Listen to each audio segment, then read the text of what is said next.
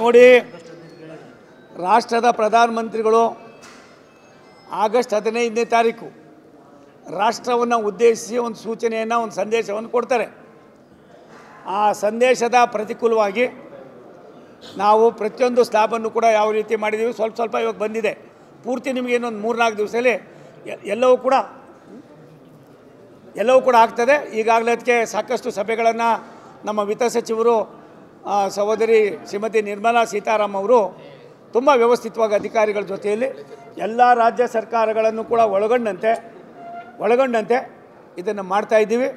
ನನಗನ್ನಿಸ್ತದೆ ರಾಷ್ಟ್ರದ ಪ್ರಧಾನಿಗಳ 3ನೇ ಬಾರಿಗೆ ಪ್ರಧಾನಿಗಳಾದ ಮೇಲೆ 11 ವರ್ಷ ಮುಗಿಸಿ 12ನೇ ವರ್ಷಕ್ಕೆ ಹೋಗಿರ್ತಕ್ಕಂಥ ಅದಕ್ಕೆ ದಸರಾ ಮತ್ತು ದೀಪಾವಳಿಯ ಗಿಫ್ಟನ್ನು ರಾಷ್ಟ್ರಕ್ಕೆ ಸಮರ್ಪಣೆ ಮಾಡುವಾಗ ಕರ್ನಾಟಕವೂ ಕೂಡ ಒಂದು ಅಂಗ ಅನ್ನೋದನ್ನು ತೀರ್ಮಾನ ಮಾಡಿ ಆ ಸಂದೇಶವನ್ನು ನಿಮಗೂ ಕೂಡ ಕೊಡ್ತಾಯಿದ್ದೀವಿ.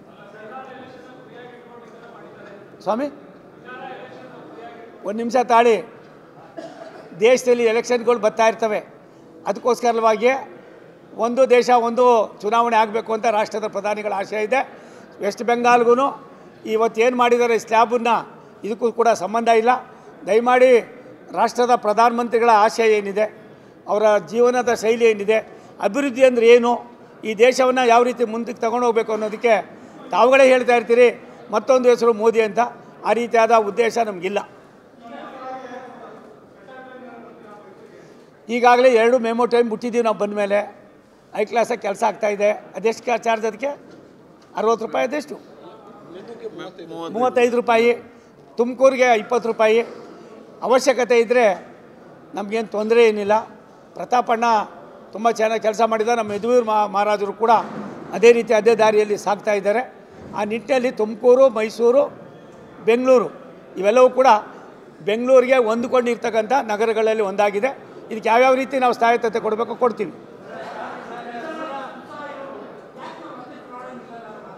ನಾನು ಅಲ್ಲಿ ಹೇಳಿದ್ದು, ತುಮಕೂರಿನಲ್ಲಿ ನನಗೆ ಅನಿರೀಕ್ಷಿತವಾಗಿ ನಮ್ಮ ನಾಯಕರು ದಿಢೀರನ್ನೇ ಕಳಿಸ್ತಂಥ ಒಂದು ಕ್ಷೇತ್ರ. 50 ವರ್ಷ ಆ ಕ್ಷೇತ್ರಕ್ಕೆ ಏನೇನಾಗಬೇಕಾಗಿತ್ತೋ ಎಲ್ಲವನ್ನು ಕೂಡ ಒಂದು ಹಂತಕ್ಕೆ 1 ವರ್ಷ 2 ತಿಂಗಳಲ್ಲಿ ತಂದಿದ್ದೇನೆ. 23-24 ಅಂಡರ್ ಪಾಸ್ಗಳು, ಮೇಲ್ಸೇತುವೆಗಳು ಸುಮಾರು ಸಾವಿರಾರು ಕೋಟಿ ರೂಪಾಯಿ ನಡೀತಾ ಇದೆ. ಒಂದು ರಾಯದುರ್ಗ, ತುಮಕೂರು, ದಾವಣಗೆರೆ ಎಲ್ಲವೂ ಕೆಲಸ ಒಂದು ಹಂತಕ್ಕೆ ಬಂದಿದೆ. ಮತ್ತು ಯಾವ್ಯಾವುದಕ್ಕೆ ಯಾವ ರೀತಿ ಆದ್ಯತೆ ಕೊಡಬೇಕಾಗಿತ್ತೋ ಅದಲ್ದಿರ ತುಮಕೂರಿಗೆ ಬೈಪಾಸ್ ಬೇಕಾಗಿತ್ತು. ಅದು ಕೂಡ ಈಗಾಗಲೇ 2 ಕೂಡ ನಿತಿನ್ ಗಡ್ಕರಿ ಅವ್ರು ಕೊಟ್ಟು DPR ಆಗಿ ಒಂದು ಕಡೆ ಕೆಲಸ ಮಾಡ್ತಾಯಿದ್ದೀವಿ.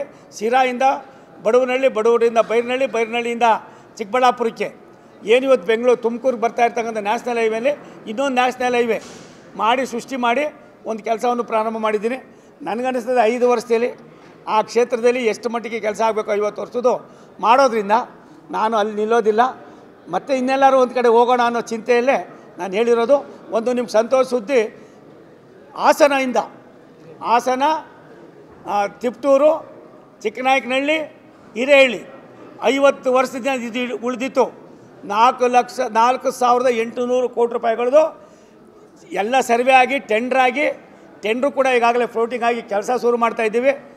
ನನಗೆ ನೀವು ನಂಬೋದಿಲ್ಲ, ಏನೇನು ಮಾಡಬೇಕಾಗಿತ್ತು ಆ ಜಿಲ್ಲೆಗೆ ಭಾರತ ಸರ್ಕಾರದಿಂದ ಭಗವಂತನ ದಯೆ, ಚಾಮುಂಡಿ ಆಶೀರ್ವಾದ, ಹಿರಿಯರ ಆಶೀರ್ವಾದ, ಆ ಜನ ಕೊಟ್ಟಂಥ ಒಂದು ಪ್ರೀತಿ ವಿಶ್ವಾಸ ನನಗೆ ಶ್ರೀರಕ್ಷೆಯಾಗಿ 50 ವರ್ಷ ಕೆಲಸ ಒಂದೇ ಸಾರಿ ಮಾಡಿದ್ದೀನಿ ಅನ್ನೋದು ಹೆಮ್ಮೆಯಿಂದ ನಾನು ಮತ್ತೆ ಇಲ್ಲಿ ನಿಲ್ಲೋದಿಲ್ಲ ಅಂತ ಹೇಳಿರೋದು ಸತ್ಯ.